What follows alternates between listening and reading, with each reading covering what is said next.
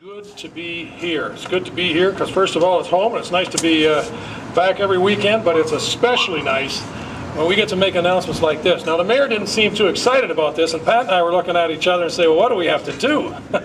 Anyway, this is significant. Folks, I'm telling you, I'm glad to be here today on behalf of John Baird, the Minister of Transportation. Today, June the 5th, my colleague and friend John Baird's Canada's Transport and Infrastructure Minister announced that communities across Ontario will benefit from $3.9 billion investment in key infrastructure projects, thanks to a partnership between the Government of Ontario and the Government of Canada and the Province of Ontario. I'm here to deliver some good news. During this global economic slowdown, the Government of Canada, under the strong leadership of our Prime Minister, is committed to create jobs and revitalize our economy. Through our Economic Action Plan, the Government of Canada will enhance support for public infrastructure by providing almost $12 billion nationwide in new infrastructure stimulus funding over the next 2 years. We are working with our provincial partners to maximize the economic stimulus and build high-quality infrastructure that our communities need for a strong and bright future. I'm very pleased to be here with Mr. Hoy and with the Mayor, Randy Hope, to announce that Chatham-Kent will receive over $16.8 million from both the federal and provincial governments under the Infrastructure Stimulus Fund.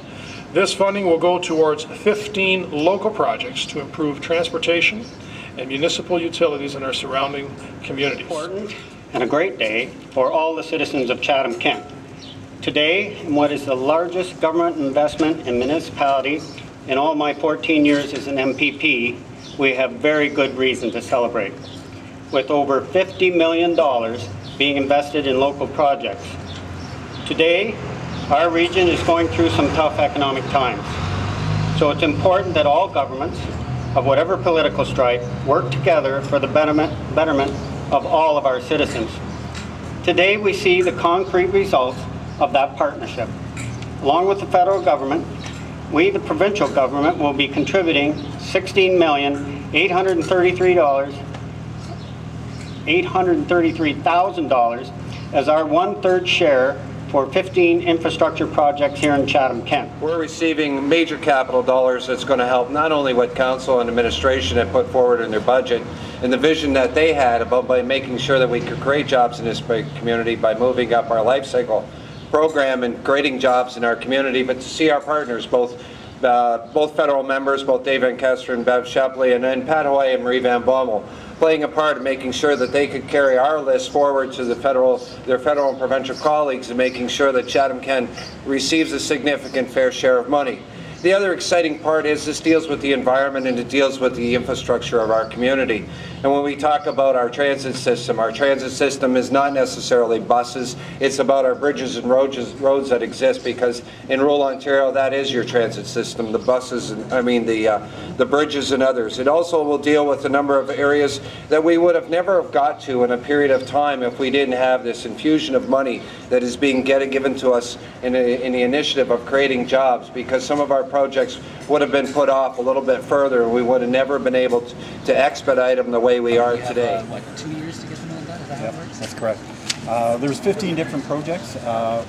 There's $16 million for sewer separations. There's $15 million for sewer rehabilitation.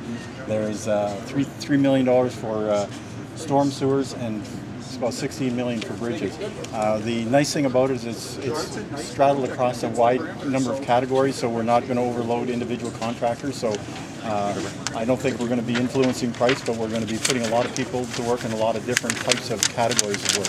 Can you give us a sense of how many jobs this is creating?